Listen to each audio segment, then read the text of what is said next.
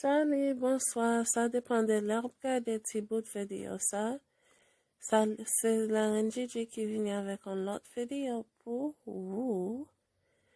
Aujourd'hui, je fais cette vidéo ça parce que moi, pile bagay kap naviguer sur les réseaux sociaux. So, je me dis comme ça, bon, me faire une petite vidéo pour me parler sur ça parce que vraiment c'est avant de rentrer dans la vidéo, pas oublier pour like, pas oublier abonner si pour qu'on fasse ça, soit prendre toujours. Ou pas oublier partie famille là, m'attendre pour abonner. Allez non, fais ça rapide. Like vidéo, hein. Après ça, les nous fin parler de sujet ça, ou quitter un bel petit commentaire pour moi. Ok guys, vidéo aujourd'hui, nous allons parler de Chichi ak Wendy. Oui, Chichi ak Wendy. M'pare mesen, mais bagay sa, m'tellement saisi le mali, m'di kon sa, fòm parler de li, fòm fè une réaction sur li. Pendant sur réseaux sociaux, moi, yo lage vidéo Chichi côté Chichi tap kriye, li tap kote music Wendy, lap kriye, li montre on comment le ba sa yo? On profile ou bien portrait de Wendy.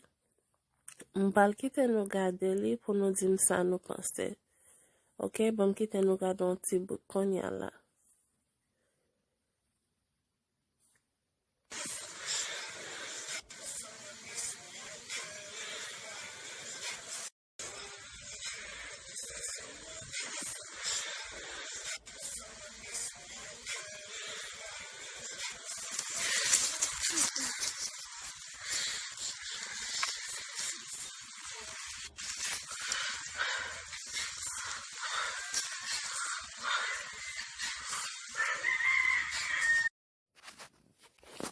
D'après ça montre nous qui ça nous pensait. Qui ça nous pensait? Est-ce que nous pensons Chichi a crié parce que li change Wendy? Ou bien Wendy te dit l'on bagay qui mal? Ou bien musique là qui touche li? Pour moi-même, je pensais parce que li change Wendy, yo pas jamais affiché tête yo, mais nous te wè Wendy était malade là, c'est lui même qui était là avec Wendy. Dans l'aéroport là, pendant que te prend Wendy, il était toujours dit comme ça, la prière pour Wendy, bah ça yo, mais nous venons ouais, li retirer chinois, li te mette sur profil Instagram ni, et puis tout, yo juste, toute photo li te gen avec Wendy, li efface yo. So guys, gade ti bout vidéo ça pour nous dire qui ça nous pensait, et puis tout dans dernière tête vidéo, li dit en pile.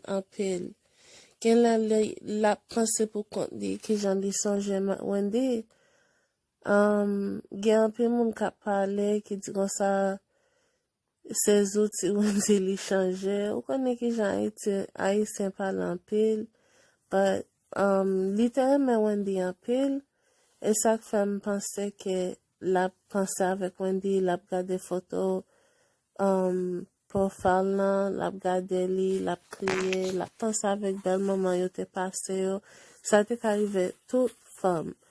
D'ailleurs, tout douleur femme, c'est pour toute femme. Anyways, guys, m'de just vais faire vidéo ça tout court pour nous parler de ça. M'de dire nous qui ça me pense des petits bouts de vidéo ça, moi de Chichi.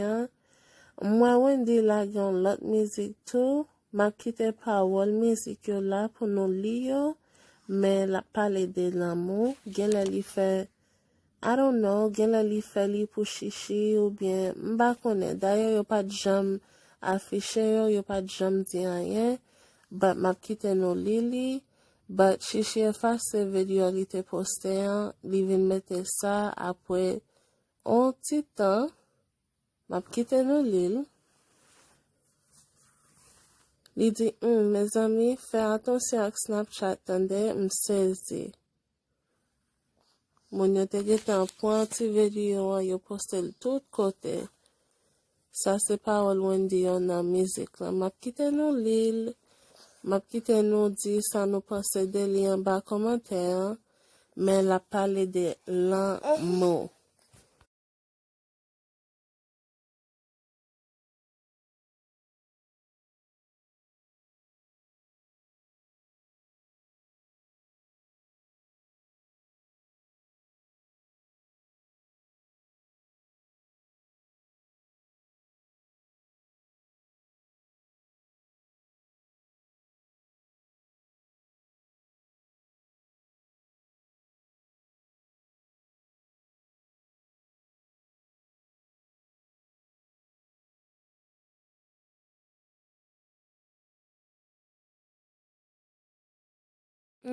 Gen koze. Map kite nou fin li tit video sa yo, ti lyrics ki nan video Wendy ya, la pale de l'amo. Anyways, kom di nou ti moun, video sa te tou koud paske mte vle bay reaksyon sou sa mte wè. Mersi pasko te chwazi gade video sa, pasan bel jounen ou bien bon matin. Na wè ankor. Ciao, bye.